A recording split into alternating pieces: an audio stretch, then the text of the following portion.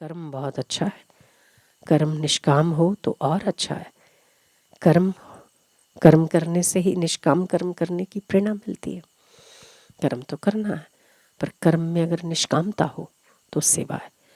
और वही सेवा आखिर क्या देती है? ज्ञान की ओर ले जाती है। निष्काम कर्म ज्ञान की ओर ले जाती है, और ज्ञान अगर सुदृढ़ हो जाए तो क्या भक्ति में परिवर्तित हो जाता है। इसलिए गीता का पहला अध्याय लड़ाई का है ना। लड़ते हम लोग, संसार में लड़ते। उसकी नज़र ऐसी पड़ गई, वो मेरा दुश्मन है, उसने मुझे ऐसे किया क्योंकि वो मुझे दुश्मन मानता है। उसको ईर्ष्या है, उसको जेलस है, उसको गुस्सा है। ये लड़ाइयाँ ही तो है। जिस लड़ाई के बीच में अर्जुन खड़ा है, उसी लड़ाई के बीच में हम भी तो खड़े। और केवल अर्जुन के ही मामा चाचा उसके शत्रु नहीं है, हमारे भी मामा चाचा हमारे शत्रु हैं। अपने ही अपने शत्रु हैं। आपको बाहर वालों से इतनी दिक्कत नहीं होगी जितनी परिवार वालों से होगी। बोलो सही हो?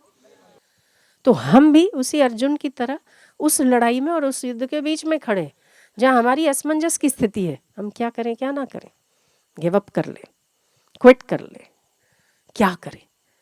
निराशा हताशा होती है। तब वहां दूसरा अध्याय कर्म का आता है, तीसरा ज्ञान का आता है, और सबसे आखिरी में जब महाभारत का युद्ध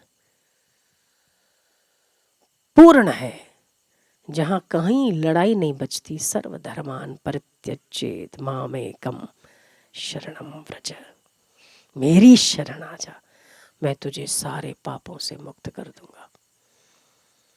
जब शरण होता है तब नष्टो मोह स्मृति लब्धवा तव प्रसादात मयाच्युत।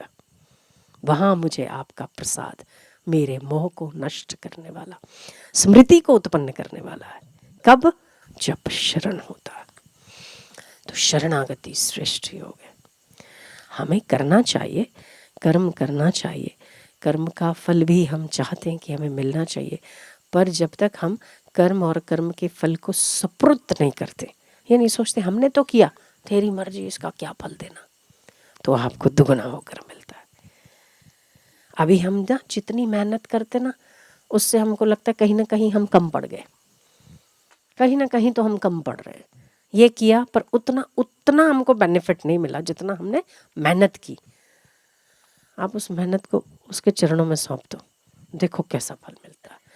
फिर ये भी ना रहे कि मुझे ये फल मिलेगा, देना है तो देवे, ना देना है तो उसकी मर्जी। तब फिर 99 धागों से 999 साड़ियां होती है।